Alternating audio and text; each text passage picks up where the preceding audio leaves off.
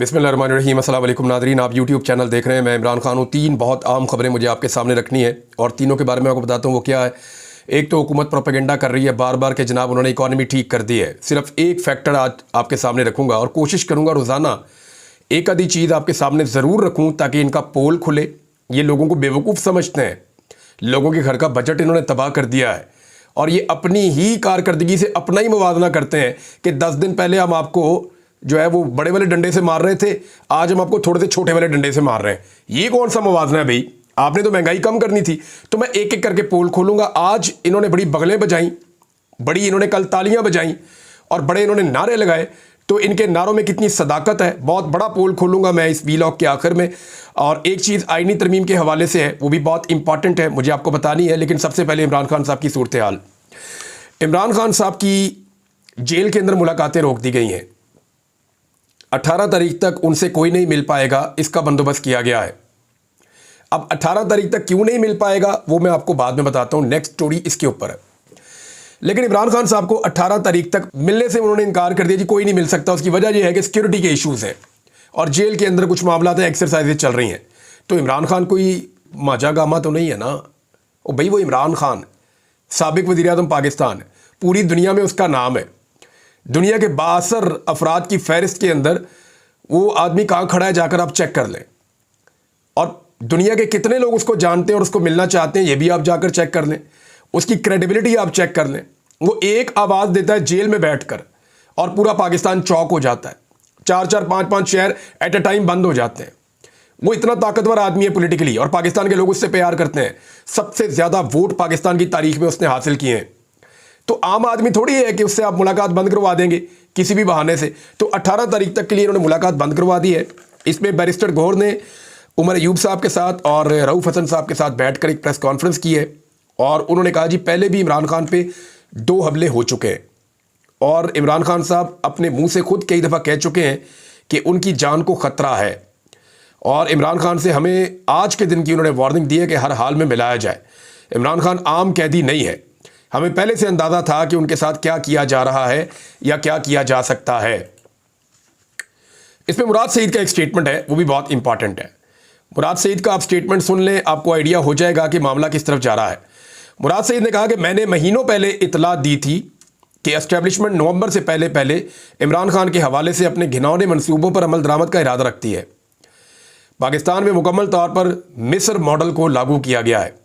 मिस्र में जो है वो जनरल सीसी ने वहाँ पे मुर्सी को जेल में मार दिया था और जो मोहम्मद मुर्सी थे उनके बाद से लेकर फिर क्या सिचुएशन रही वो तब से अब तक वहाँ पे इक़्तिदार पे काबिज़ है। तो वो यहाँ पे वो कह रहे हैं जी मिस्र मॉडल जो है वो लागू किया जा रहा है। गुज़िश्ता दिनों लगने वाली मुलाकातों पर पाबंदी, इमरान खान की एहलिया के बाद इनकी बहनों की भोंडे केसेस में गिरफ्तारी और इनके वकील इंतज़ार पंजूथा की गुमशुदगी अगर इस खदशे को तकवीत देने के लिए नाकाफ़ी थी तो अब अडियाला से इमरान खान के हवाले से आने वाली खबरें इस बात पर मोहरे तस्दीक सब्त कर रही हैं कि इमरान खान की ज़िंदगी को शदीद ख़तरात लाहक है। ये मुराद सईद ने बताया। उन्होंने कहा कि पाकिस्तान पर काबिज़ माफिया को मुखलिसाना मशवरा है फ़ौरन से पेशतर पार्टी क़यादत और वकला को इमरान खान से मिलने दिया जाए ताकि वो इनकी खैरियत के हवाले से कौम को आगाह करें। इमरान खान और मोहम्मद मुर्सी शहीद के कद में जो फ़र्क है इसका शायद आपको इस वक्त अंदाज़ा नहीं है। इस आग से खेलने की ख्वाहिश तर्क कर दें वरना किसी के दामन में खैर नाम की खैरात नहीं रहेगी। तो मुर्सी जो था वो बेशक वहाँ का बहुत बड़ा लीडर था लेकिन इमरान खान जितना कद नहीं था। इमरान खान की पाकिस्तान में जो फॉलोइंग है वो अनप्रेसिडेंटेड है। यानी कभी भी किसी लीडर को पाकिस्तान में इतनी ज़्यादा मकबूलियत नहीं मिली जो इस वक्त इमरान खान साहब को मिली है। यानी तारीख के मुश्किल तरीन इलेक्शन लड़के वो सबसे बड़ी जमात साबित हुआ। हालांकि उसकी फार्म 47 जाली बना बना के इन्होंने सीटें छीनी, फिर भी इतनी सीटें छीनने के बावजूद पहले नंबर पे आज भी वो है। यानी इतनी ज्यादा सीटें थी इमरान खान के पास कि वो छीन छीन के थक गए, लेकिन फिर भी वो सबसे बड़ी जमात है। अब भी पार्लियामेंट में सबसे आगे वही है। इमरान खान की बहन ने भी एक स्टेटमेंट दिया है और ये बात बताई थी अलीमा खान साहिबा ने और उन्होंने बड़ा क्लियरली ये स्टेटमेंट पहले दिया था। उन्होंने कहा था कि इमरान खान ने बताया कि ये मुझे मारना चाहते हैं और ये फैसला 1 माह पहले हुआ था और वो ये भी कहते रहे इमरान खान कि मुझे मुर्सी की तरह मारना चाहते हैं। ये अलीमा खान साहिबा ने पहले बता रखा है। उन्होंने ये स्टेटमेंट दे दिया था इमरान खान साहब के हवाले से बहरहाल इस वक्त जो इमरान खान साहब की सूरत हाल है, जेल में उनको कोई मिलने नहीं दे रहा, और ये चीज़ें रिपोर्ट की जा रही हैं कि शायद उनकी बिजली बंद है, कोई कह रहा है कि जी उनको खाना ठीक नहीं मिल रहा, कोई कह रहा है जी उनको बुरे हालात में रखा गया है, कोई कह रहा है जी उनको बाहर निकलने की इजाज़त जो सांस लेने की थी, चलने की, वो भी उनकी मना कर दी गई है। तो इमरान खान साहब को कह रहे हैं जी बहुत ज़्यादा तंग किया जा रहा है। अच्छा, ये किया क्यों जा रहा है, अब ज़रा आप इस तरफ आ जाएं ताकि आपको चीज़ें समझ आ जाएं। इमरान खान साहब का इस वक्त अपनी पार्टी के लोगों से मिलना बहुत ज़रूरी है, या उनका पैगाम बाहर आना बहुत ज़रूरी है, क्योंकि इमरान खान को यह पता है कि उनकी लाइफ के लिए और उनकी सियासत के लिए ये डेथ वारंट है अगर आईनी तरमीम हो जाती है तो। उन्होंने इसीलिए कहा था कि डू और डाई, यानी ये मेरे लिए मरो या मारने का मुकाम है, आर या पार जिसको कहते हैं आप उर्दू में। तो इमरान खान साहब ने कहा था ये आर या पार वाला मामला है, आईनी तरमीम वाला। देखिए, अगर आईनी तरमीम कर लेती है हुकूमत तो फिर उनके हालात बहुत बेहतर हो जाएंगे और पाकिस्तान तहरीक इंसाफ फिर छुट्टियों पे चले जाए, इंजॉय करें। फिर उसके बाद कोई बहुत बड़ी अवामी तहरीक चली तो चली, वरना कोई फ़ायदा नहीं है। और अगर पाकिस्तान तहरीक इंसाफ इस आईनी तरमीम को नाकाम बना देती है तो फिर ये हुकूमत जो मर्जी कर ले, इसको फिर घर जाना पड़ेगा। अब ये दोनों के सर्वाइवल का मामला है। आईनी तरमीम के नंबर हुकूमत के पास पूरे नहीं है, नंबर पूरे करने के लिए इस वक्त भी कोशिश हो रही है। अच्छा, इस वक्त जो सबसे ज़्यादा काम करना है, देखें, इमरान खान साहब को मिलने नहीं दिया जा रहा तो उनकी पार्टी कर क्या रही है, स्टेटमेंट सिर्फ, बस। पाकिस्तान की सबसे बड़ी पॉलिटिकल पार्टी का लीडर है, पाकिस्तान का सबसे मकबूल रहनुमा है, और उनकी बहन कह रही हैं, उनके जानने वाले कह रहे हैं, बहुत सारे सोर्सेज बता रहे हैं, और ख़ुद उनकी पार्टी कह रही है जी कि उनकी जान खतरे में है। लेकिन इसके बावजूद कोई शख्स कोई एक्शन लेने को तैयार नहीं है। यानी गंडापुर साहब मिले वज़ीर दाखिला को, उनकी मदद भी की जरगे के मामले में, फिर स्पेशली गए उनको मिलने के लिए और वहाँ पे मामला तय किए। ये बड़ी अच्छी बात है, गंडापुर साहब ने लीड ली इस मामले में कि ठीक है जी आप आएँ, हम बैठ के मसला हल करते हैं, आप हमारे बंदों को मारे ना, गोली ना चलाएं, 4 बंदे जो हैं वो जाँ बहक हो गए हैं, रोके इस सिलसिले को। तो पाकिस्तान तहरीक इंसाफ का भी प्रेशर बहुत था गंडापुर पे, और उसके बाद जो है गंडापुर साहब ने ये मीटिंग की, मैंडेट लिया, फिर गए जाके उनसे मीटिंग की और मामला तय किया। अब वहाँ पे जो है वो पश्तून कौमी जरगा होगा, और हुकूमत ने अपनी चीज़ें रख दी है कि ये चीज़ें हैं, इनके मुताबिक आप इसको कर लें। उस पर हम कल बात करेंगे जैसे जैसे वो मामला आगे बढ़ेगा। लेकिन क्या पाकिस्तान तहरीक इंसाफ की क़यादत कोई अमली तौर पर इकदाम कर रही है, कोई कदम उठा रही है इमरान खान साहब की जबरी तौर पे जो उनको बिल्कुल तनहा कर दिया गया है, इस मामले में पाकिस्तान तहरीक इंसाफ कोई कदम उठा रही है? तो जवाब है नहीं उठा रही। देखें, यह रिस्पॉन्सिबिलिटी सबसे ज़्यादा अली अमीन गंडापुर साहब की बनती है। वो इसलिए बनती है कि गंडापुर साहब लोगों को लेकर गए थे इस्लामाबाद, इस्लामाबाद में चीज़ें मिसमैनेज हो गई, और उनके लिए लोग गंडापुर साहब को भी रिस्पॉन्सिबल समझते हैं कि ना वो अपने लोगों से दूर जाते, ना वो अपने काफिले को तनहा छोड़ते, और ना ये सिचुएशन बनती। अब तो मोहसिन नकवी खुलकर दावा कर रहे हैं और सामने आकर दावा कर रहे हैं खैबर पख्तूनख्वा की गवर्नमेंट के सामने खड़े होकर कि जनाब ये तो कभी डी चौक आए ही नहीं, और ये वहाँ के रिपोर्टर भी कहते हैं डी चौक नहीं आए, ये दूसरी तरफ से गए थे। तो डी चौक गंडापुर साहब वो कहते हैं जी पहुँचे ही नहीं। अब गंडापुर साहब की रिस्पॉन्सिबिलिटी ये है कि सबसे बड़ी जिम्मेदारी उन पर यह आ गई कि उन्होंने आईनी तरमीम को रोकना है, क्योंकि इसको इमरान खान ने रेड लाइन बनाया हुआ था कि किसी सूरत भी आईनी तरमीम नहीं होने देनी। अब आईनी तरमीम रोकने के लिए गंडापुर साहब का रोल सबसे इंपॉर्टेंट होगा, और याद रखिए इस वक्त तक हुकूमत के पास नंबर पूरे नहीं है। मुझे ये पता है कि बहुत सारे जो हुकूमती अरकान हैं, MNAs, वो खैबर पख्तूनख्वा में चले गए हैं, और खैबर पख्तूनख्वा में पहुंचने के बाद उन्होंने वहाँ पे प्रोटेक्शन ले ली है, और वो अपने आप को वहाँ पे उन्होंने अपनी फैमिलीज़ के साथ रखा हुआ है कि पंजाब में हमारा जितना भी नुकसान हो, हम 25 तारीख के बाद ही पंजाब जाएंगे, जब नया चीफ जस्टिस आ जाएगा तो उससे हम इंसाफ मांगेंगे और पंजाब जाएंगे। कादी साहब से उनको उम्मीद नहीं है। अब बेशतर लोग तो खैबर पख्तूनख्वा पहुंच गए, तो रिस्पॉन्सिबिलिटी किसकी है? फिर खैबर पख्तूनख्वा की गवर्नमेंट की है कि उनको यहां पे प्रोटेक्शन दी जाए। चंद लोग जो पंजाब में मौजूद हैं, उनमें एक दो के बारे में मैं आपको बता देता हूं। रात को उनके बारे में मेरे पास इत्तला आई कि उनके घरों को घेरा गया है, और नामालूम अफराद जो हैं वो उनके घरों के आसपास पहरा दे रहे हैं कि अगर ये लोग निकल कर कहीं जाने की कोशिश करते हैं तो इनको उठा लिया जाएगा, और अगर ये अपने घर पर ही रहते हैं तो फिर इनको उठाया जाएगा आखिरी टाइम पे, यानी जब बिल्कुल करीब आ जाएगी आईनी तरमीम, तब इनको उठा के मजबूर किया जाएगा कि आईनी तरमीम के हक में वोट डालो। अब अगर लोगों को पहुंचा भी दिया गया ना, तो एक तो रेट बहुत बढ़ गया है। रेट बढ़ते बढ़ते, यानी मैं एक वीलॉग करता हूं तो अगले वीलॉग में जो रिपोर्ट आती है वो उससे भी बढ़ के आती है। पता चल रहा है कि रेट जो है वो तारीखी नौयत का हो गया, और अब तो कुछ एमएनए ये क्लेम कर रहे हैं कि 80 करोड़ से 100 करोड़ तक दिया जा रहा है एक एमएनए को और एक सेनेटर को कि जनाब आप टूट जाए और आकर आप आईनी तरमीम के हक में वोट डाल दें। तो हुकूमत की जो इस पर नई हिकमत अमली है वो मैं आपके साथ बता देता हूं। एक तो अवाम में कुछ बददिली भी है, बेचैनी भी है, और वो इसीलिए है कि जो कुछ भी इस्लामाबाद में डी चौक में हुआ और जो अली अमीन गंडापुर साहब के साथ 1 महीने में 2 मरतबा हुआ और उन्होंने 2 मरतबा पर्दा डाल दिया, जो कुछ भी उनके साथ हुआ, तो ऐसी सूरत में कारकुनों के अंदर एक बददिली और बेचैनी तो है। लेकिन आज बहुत बड़ा इम्तिहान भी है पाकिस्तान तहरीक-ए-इंसाफ का कि क्या पाकिस्तान तहरीक-ए-इंसाफ साहिवाल में और मुल्तान में बड़ा एहतजाज कर पाएगी। इन दोनों डिवीजन्स के अंदर जो पाकिस्तान तहरीक-ए-इंसाफ है उन्होंने अनाउंसमेंट की हुई है क्या एहतजाज करना है। अब ये दोनों डिवीजन में एक एक मुबैना लोटा मैं इसलिए कह रहा हूं कि उन्होंने अभी तक ये स्टेटमेंट नहीं दिया, लेकिन उनकी पार्टी ये कह रही है कि 2 बंदे हमसे निकल गए हुए ये वाले, 3 बंदे हैं टोटल, लेकिन 2 ये वाले हैं। इनमें एक ज़हूर कुरैशी साहब है जो शाह मोहम्मद कुरैशी साहब के रिश्तेदार भी हैं, और उनके बारे में पार्टी कह रही है जी हमारा राब्ता नहीं होता उनसे और वो काबू नहीं आ रहे। और दूसरे जो है वो उस्मान चौधरी साहब है जो पहली मरतबा एमएनए बने और साहिवाल से वो है। तो इन दोनों जगह पे एहतजाज हो रहा है, तो काफ़ी प्रेशर पब्लिक का आएगा और हो सकता है इन दोनों में से कोई पब्लिक के साथ खड़ा हो जाए और वो ये कहे कि नहीं जी मैं इमरान खान के साथ खड़ा हूं और मुझे आइंदा भी इलेक्शन लड़ाएं, आइंदा भी इलेक्शन जिताएं।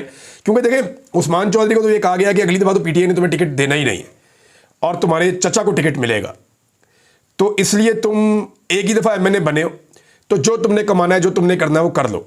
हालांकि वो ठीक ठाक मालदार आदमी है, लेकिन मुझे नहीं समझ आ रही कि अभी तक वो पाकिस्तान तहरीक-ए-इंसाफ को किस बात पे चक्कर लगवा रहे हैं। लेकिन ये रिस्पॉन्सिबिलिटी जो सारी की सारी होगी ना, एक तो आज के दिन का एहतजाज तय करेगा कि पब्लिक कहां खड़ी है और कितने ज़ोरदार तरीके से निकलती है, और क्या लोगों को जो मायूसी की बातें हो रही थी उनसे मायूसी हुई है या आज भी वो निकलते हैं। दूसरा, इमरान खान साहब की सेहत के हवाले से जो तशवीशनाक खबरें पाकिस्तान तहरीक-ए-इंसाफ बता रही है, इसमें लोगों में भी एक बेचैनी पैदा हो रही है, तो उसके रद्देमल के तौर पे भी लोग निकल सकते हैं, बाहर आ सकते हैं। एक आदमी जो कोशिश कर रहा था कि इमरान खान साहब से मुलाकात हो जाए, उनका नाम था इंतज़ार हुसैन पंजू था, और वो आदमी पूरा जोर लगाकर कोशिश कर रहा था। मेरी उनके अगवा होने से एक दिन पहले बात हुई और वो ज़्यादा टाइम यही बात करते रहे कि इमरान खान को मिलेंगे तो समझ आएगी, इमरान खान को मिलेंगे तो वो बताएंगे। जो इससे पहले उन्होंने बताया था, मैंने कैटेगोरिकली अपनी पार्टी को बता दिया था, लेकिन हम इमरान खान साहब से मिलने का वेट कर रहे हैं, और वो पूरी कोशिश कर रहे थे, तो उन्हें अगवा कर दिया गया।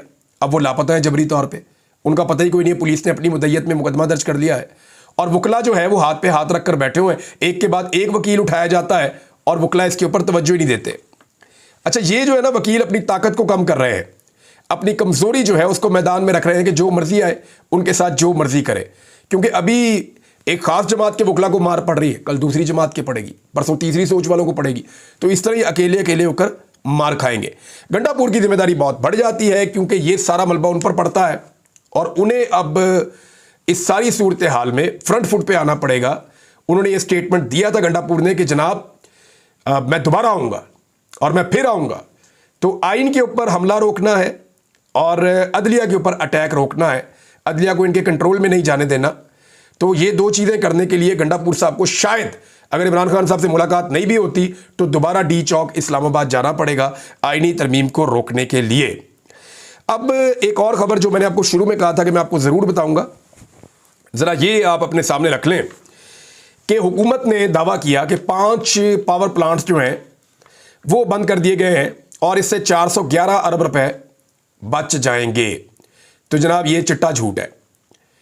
मामला ये है कि ये प्लांट बहुत पुराने थे, इनमें ज़्यादा प्लांट जो हैं वो 1994 में जो पॉलिसी बनी थी उसके तहत लगाए गए थे। कोई एक आधा प्लांट ऐसा है जो 2001 की जो पॉलिसी बनी थी उसमें लगाया गया था। तो ये टोटल 5 प्लांट है। तो इन 5 प्लांटों के बारे में कहते हैं जी 411 अरब रुपए बचेंगे, तो झूठ बोलते हैं। ये 70 से 80 अरब रुपए की सालाना बचत पाकिस्तान को होगी, जो कैपेसिटी पेमेंट का 2% बनता है। यानी पाकिस्तानियों को अगर 100 रुपये आ रहा था ना तो 98 रुपये आएगा, और वो भी 98 रुपये कहाँ आएगा, ये कोई और टैक्स लगा देंगे आपके ऊपर। तो अवाम को इससे कोई फायदा नहीं होने जा रहा। ये जो कह रहे हैं ना बिजली सस्ती करेंगे, कोई टाइमलाइन नहीं दे रही है, ये सब झूठ बोल रहे हैं क्योंकि इन्होंने महंगे मंसूबे लगाए हैं। और मैं आपको एक और चीज़ बताता हूँ, ये कह रहे हैं ना हमने ये 5 प्लांट बंद कर दिए हैं और ये हमारी बहुत बड़ी कामयाबी है। तो मैं आपको बता देता हूँ कि ये जो 5 प्लांट है ये वैसे ही बंद हो रहे थे, इनका टाइम ही पूरा हो गया था, बल्कि इनको एक्सटेंशन भी दी गई थी। इनमें से कुछ ऐसे हैं जिनको एक्सटेंशन भी दी गई थी और कुछ को हाल ही में एक्सटेंशन दी गई है। ये झूठ बोलते हैं आपके साथ, और ये प्लांट वैसे ही बंद हो रहे थे। अब इन प्लांटों को पैसा कितना दिया है, सिर्फ एक प्लांट के बारे में आपको बताऊंगा ना तो आपकी तबीयत हरी हो जाएगी, आपको समझ आ जाएगी कि आपके साथ हुआ क्या। हपको वाला जो प्लांट है जो आप कह रहे हैं जी बंद हो गया, इसको पिछले 1 साल में इसने 1 यूनिट बिजली भी पैदा नहीं की, हपको पावर प्लांट ने। और मैं special thanks to Aamir Mateen sahab, senior journalist हैं, उन्होंने ये तहकीक पहले की है और उनको उनका क्रेडिट देना चाहिए। उन्होंने इसका आगाज़ किया था, फिर मैंने इसको बाद में स्टडी किया और ये उनकी खबर है। हपको ने पिछले 1 साल में 1 यूनिट भी बिजली पैदा नहीं की और कौम से उन्होंने लिए हैं 24 अरब रुपया 1 साल में। और पिछले 10 साल में बहुत थोड़ी बिजली पैदा करके इन्होंने जो कैपेसिटी पेमेंटों की बद में पैसा लिया है वो 205 अरब रुपए इन्होंने लिए पाकिस्तानियों से। 205 अरब रुपए, इतना इन्होंने लूटा इस मुल्क को। अब ये एहसान जता रहे हैं जब इनका टाइम खत्म हो गया। इनका टाइम खत्म हो गया तो बंद करके अब ये नाच रहे हैं, छलांगे मारने के जनाब उन्होंने बहुत बड़ी कामयाबी की है। इसमें जो लाल पीर प्लांट है ना, ये भी बहुत पैसा कमा गया। इसके बारे में ये मशहूर है कि इसमें ख्वाजा आसिफ साहब के भी कोई शेयर बताए जाते हैं कि इसके अंदर मौजूद है। बहरहाल ये लाल पीर प्लांट है, 1997 में आया था और इसको 2003 में लाइसेंस मिला था और 1994 के हिसाब से इसको जो है वो बनाया गया था। जो ब्यूरोक्रेट है वो कोई ना कोई गेम डाल देते हैं। 2019 में इसका मुआहदा खत्म होना था, लेकिन उसे 2029 तक के लिए तौसी दे दी गई और अब कह रहे हैं जी हम इसको खत्म कर रहे हैं। और भाई उसको तो 2019 में खत्म होना था, अब 2024 में खत्म करके आप कौम के ऊपर एहसान जतला रहे हैं। इनमें कोई प्लांट ऐसा है जो साल में 14 दिन चला, कोई ऐसा है जो 10 दिन चला, कोई 10% वाला है, कोई 30% वाला है, मैक्सिमम 40% तक है। तो इन प्लांटों ने पाकिस्तानियों का खून निचोड़ लिया। अब जनाबे अली इनके बंद होने का टाइम आ गया था और अब ये काम ही नहीं कर पा रहे थे। एक प्लांट तो ऐसा है पूरे पिछले साल में 1 यूनिट बिजली नहीं बनाई। क्यों नहीं बनाई? बना ही नहीं पा रहा। लिहाजा अब ये प्लांट बंद होने का टाइम था, तो कौम के ऊपर एहसान ना चढ़ाएं। आपने जो प्लांट लगाए थे ना 2013 से 2015 वाली पॉलिसी में, ये जो 2015 के आसपास नवाज शरीफ ने और शहबाज शरीफ ने प्लांट लगाए थे, 80% से ज्यादा बोझ उन प्लांट्स का है पाकिस्तान के ऊपर। जो ज्यादा बोझ है वो उन प्लांट्स का है। हम 2100 अरब से जायद का कैपेसिटी पेमेंट दे रहे हैं इन प्लांट्स को। तो ये ज्यादती पाकिस्तान के साथ हुई है और ये झूठ बोल रहे हैं मईशत के हवाले से। और बहुत सारे झूठे दावे हैं इनके, एक एक करके मैं आपको बताऊंगा। लेकिन सिचुएशन आपके सामने है। आईनी तरमीम को रोकने की सबसे बड़ी रिस्पॉन्सिबिलिटी इमरान खान साहब से मुलाकात नहीं होती तो अली अमीन गंडापुर की है। और दूसरा, इमरान खान साहब से मुलाकात के लिए पाकिस्तान तहरीक इंसाफ की कोशिशें बहुत कमज़ोर हैं। हालांकि वो कह रहे हैं कि उनकी जान खतरे में है। अब तक के लिए इतना ही। अपना ख्याल रखिएगा, अपने चैनल का भी। अल्लाह हाफ़िज़।